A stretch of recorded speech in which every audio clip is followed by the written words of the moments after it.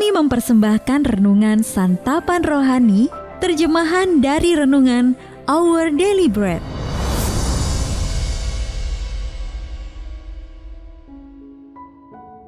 Untuk menerima notifikasi video baru kami, silakan tekan tombol subscribe dan tanda lonceng di bawah ini. Sahabat ODB, pembacaan Alkitab hari ini terambil dari 1 Samuel pasal yang ke-17 ayat yang ke-17 sampai dengan ayat yang ke-26 dan juga ayat yang ke-32. 1 Samuel pasal yang ke-17 ayat yang ke-17 sampai dengan ayat yang ke-26, lalu dilanjutkan dengan ayat yang ke-32. Isai berkata kepada Daud anaknya, "Ambillah untuk kakak-kakakmu bertik gandum ini, seeva dan roti yang 10 ini. Bawalah cepat-cepat ke perkemahan kepada kakak-kakakmu. Dan baiklah sampaikan keju yang 10 ini kepada kepala pasukan 1000. Tengoklah apakah kakak-kakakmu selamat, dan bawalah pulang suatu tanda dari mereka." Saul dan mereka itu dan semua orang Israel ada di lembah Tarbantin tengah berperang melawan orang Filistin. Lalu Daud bangun pagi-pagi, ditinggalkannya lah kambing dombanya pada seorang penjaga, lalu mengangkat muatan dan pergi seperti yang diperintahkan Isai kepadanya. Sampailah ia ke perkemahan, ketika tentara keluar untuk mengatur barisannya dan mengangkat sorak perang. Orang Israel dan orang Filistin itu mengatur barisannya. Barisan berhadapan dengan barisan. Lalu Daud menurunkan barang-barangnya dan meninggalkannya di tangan penjaga barang-barang tentara. Berlari-larilah Daud ke tempat barisan. Sesampai di sana, bertanyalah ia kepada kakak-kakaknya, apakah mereka selamat. Sedang ia berbicara dengan mereka, tampillah maju pendekar itu. Namanya Goliat, orang Filistin dari Gat, dari barisan orang Filistin. Ia mengucapkan kata-kata yang tadi juga, dan Daud mendengarnya. Ketika semua orang Israel melihat orang itu, larilah mereka daripadanya dengan sangat ketakutan. Berkatalah orang-orang Israel itu, "Sudahkah kamu lihat orang yang maju itu? Sesungguhnya ia maju untuk mencemoohkan orang Israel. Orang yang mengalahkan dia akan dianugerahi raja kekayaan yang besar. Raja akan memberikan anaknya yang perempuan kepadanya, dan kaum keluarganya akan dibebaskannya dari pajak di Israel."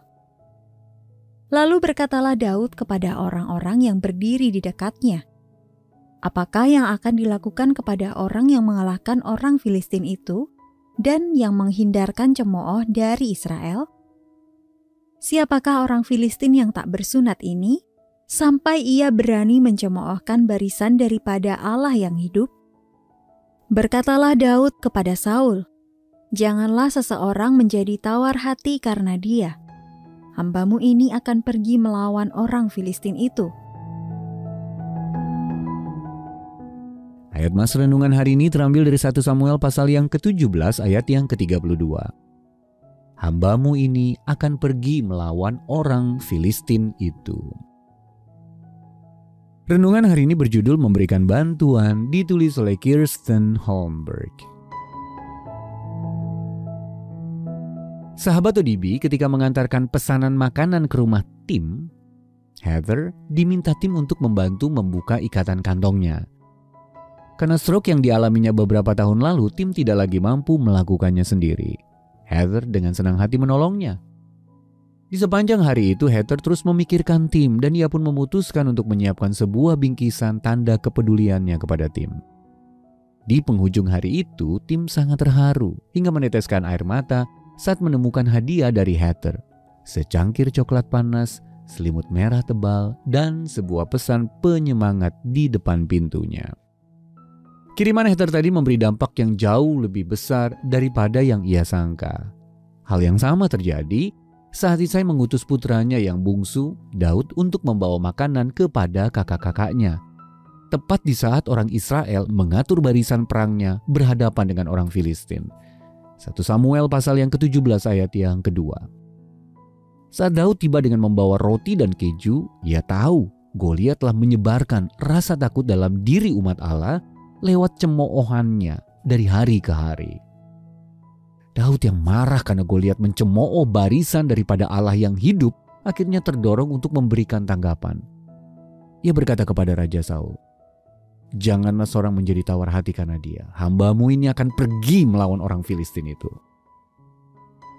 Sahabat ODB, terkadang Allah memakai situasi-situasi dalam hidup kita sehari-hari untuk membawa kita ke suatu tempat di mana Dia ingin memakai kita. Marilah kita membuka mata dan hati kita untuk melihat di mana dan bagaimana Dia ingin kita melayani seseorang. Sahabat ODB, kapan Allah pernah memenuhi kebutuhan Anda lewat bantuan orang lain? Lalu bagaimana Dia dapat memakai Anda untuk melayani seseorang hari ini? Mari kita berdoa.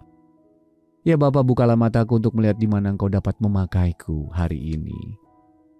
Dalam nama Tuhan Yesus kami berdoa. Amin.